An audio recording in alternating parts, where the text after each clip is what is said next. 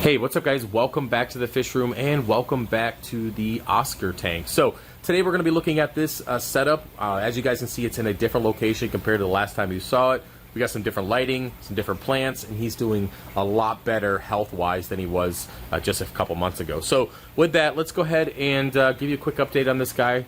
So first off, he is doing well health-wise. His hole in the head is finally completely healed. Now, I didn't think I was actually going to be able to get rid of it because there were multiple spots that were extremely deep to the point like I feel like I was seeing his brains. And with a bunch of medications and many different medications and huge water changes and keeping his tank crystal clear and clean as possible, over the last 4 or 5 months, I believe I've had him that long, he's finally healed up. And this is my first successful hole in the head healing. I've had multiple Oscars and I've rescued a lot in the past, but I wasn't able to completely heal them, and thankfully so I was for this guy. Now, one of the things I've noticed about him, as you can see, he's pretty moody. I haven't fed him yet, and we're probably 2 hours behind schedule when it comes to feeding, so he's sitting back there just chilling. I'll probably feed him during the video. So he's extremely moody.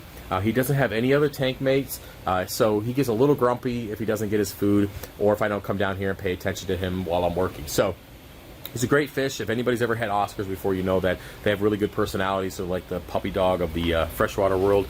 And he's a great guy. And now that he is finally healthy, he's got more energy. He's got better coloration. He's actually growing. He looks like he put on about an inch or so in just the last few months. So with that, really happy that the hole in the head is healed and he should be good to go. Now, I did post some pictures on Instagram. I'm pretty sure I did them yesterday. My water change schedule for this guy, given that it is a 70-gallon tank, something like that. The filtration is a little underrated for him for this size tank, but it is serving a purpose. But with my water change schedule, I'm doing about 75% water changes every other week. That means bringing the water level down to just barely letting him able to swim, and then changing all that out with fresh RODI, of course putting in the EcoBalance stuff in there for the plants and all that good stuff that we usually do with RODI water and freshwater plants.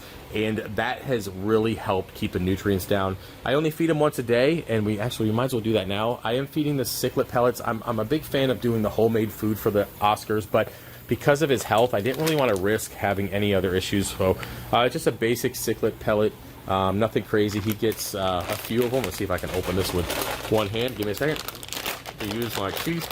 And he gets a basic probably 5 or 6 of them every day, and I don't really feed him outside of that. So that's about it. Nothing too crazy. And again, it's once a day. The boys sometimes go out and find like night crawlers and worms and stuff like that outside, and they'll feed him. And outside of that, he's not getting anything special. And of course, he won't eat on camera because he'll wait for me to walk away. So we'll see if he'll move out of the way and see if he'll come up and eat. But yeah, so he's doing really good health-wise, and that was the main goal for this whole situation, was to rescue him, get him out of that awful 55-gallon tank. He had like 4 other tank mates, a couple different plecos. It was just a mess of a tank, and when I cleaned it, there was literally 1.5 inches of just muck, poop, or what, I don't know what it was at the bottom of that tank. It was extremely rough, and no wonder he was in the situation that he was. But thankfully, so he's good now. So I guess back to water changes. When it comes to this stuff, I'm doing about a 75% water change, and I'm using the gravel vac. Now, one thing I've noticed, I'm pulling out a lot of worms from the gravel. I don't know, I haven't done freshwater in so long, so I don't know if that's just a normal thing, but there's a lot of these little baby worms that I'm pulling out during the water change. So I'll have to look at them underneath the microscope and see if they're anything crazy. I have noticed that they do stick to the glass, and then they kind of wobble around kind of like a leech, but I don't know if that's a thing, or maybe I picked them up from the wood or whatever. But I'll probably look at one underneath the microscope and see kind of more detail what kind of worm it is. But there's a bunch of them in the gravel, and I'm sucking them out during the water changes. But they don't seem to have any negative impact on the tank. They seem to just kind of be feeding off detritus, and nothing negative seems to be coming of it. They don't seem to be bothering him or on him or anything like that. So he's looks like he might come out now and grab some food. So again, he's doing very well. I did transition plant-wise. I used to have the floating pond plants, which were great. They worked out really good, but they didn't really give him the hiding spots that he wanted. So I went ahead and transitioned to some longer grass. I wouldn't say it's hair grass, but longer grass in the back, some Amazon swords, and of course the driftwood has the Java moss on there and the ferns and all that kind of stuff. So that is is growing pretty consistently, especially underneath the Kessels, which we'll look at here in just a second. And everything's growing up pretty good. Now, there isn't a lot of plants in here, and he is kind of tearing them up. As you can see, he's ripping them around. I did actually go through my Diamond Band saw and cut. You can probably see I went ahead and cut a little notch in each one of these rocks and actually glued the plant in there, exposing the roots on the bottom. So he's been moving them around, but they, maybe at some point, we'll cross our fingers, maybe at some point they'll actually take root and they'll grow, but for right now they're at least not floating to the surface. So that seemed to work out pretty good. Yeah, so let's go ahead and move on to the lightings. Let's go up here. So as you can see, I am using 2 Kessel. I think they're the freshwater, I think the AW60, something like that. I'll look at it. I'll put it on the screen or something. But 2 freshwater Kessels, and I went ahead and 3D printed these mounts, which they are available on my website. They worked out really good. This is my first print I did of them. I'm like, hey, how far do I technically want them to go down?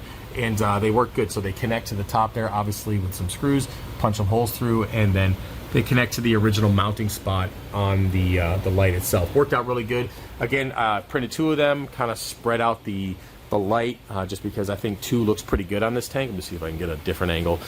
Looks pretty decent. Nothing too crazy. The wiring is kind of hid away up top there, so looks pretty good. Now they are at 50% on both knobs, so there's not a ton of light in this tank. And really, what do I need the light for? These are really low light plants, and of course they're growing without any issues. So outside of that, the tank is doing pretty good. Again, the filtration is a little underrated. I guess I can see if I can show you. I do have some stuff in here, so I don't know if I can.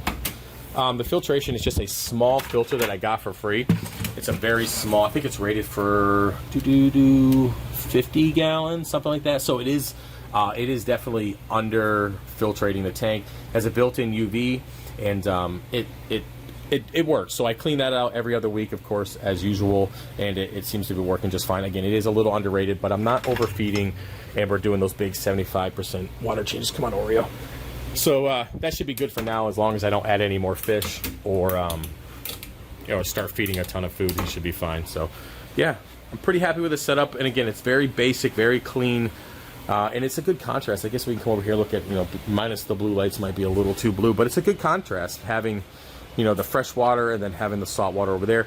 Now, I will do an update video for the fish room in general. We'll talk about where the 40 breeder is and what happened to all that in a later video. I didn't really want to fit it into this one because we're already about 7.5 minutes in.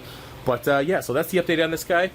Hopefully he'll grow maybe 6 more inches. It'd be pretty cool to have a pretty massive Oscar in here. I think it would look nice.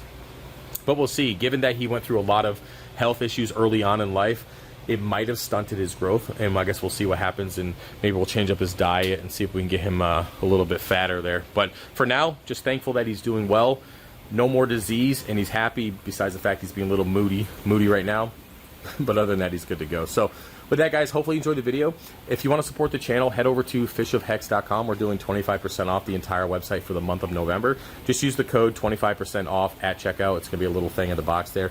Still the usual buy 3, get 1 free. So you'll just have to make a choice. Do you want 25% off on your 3D printing, or do you want buy 3, get 1 free? You'll have to determine that for yourself and kind of overall how much you've spent and what works out best for you discount-wise. But either way, I appreciate you guys, and we'll have another video soon talking about the 300, the coral, and we'll just go on from there. Oh, one last thing. I want to mention this. I got 2 bags of this stuff. These are the, they're like little plastic holders. I found them. I used to use them for my PLA for all my printing, and I found probably 100 of these plastic ones, which they don't make anymore.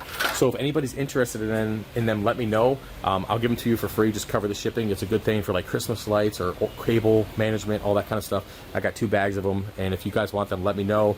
Email me, fishofhex@gmail.com. If not, I'm just going to recycle them, but I figured I'd give you guys first dibs. So with that, appreciate you guys being here, and I will see you later. All right, peace.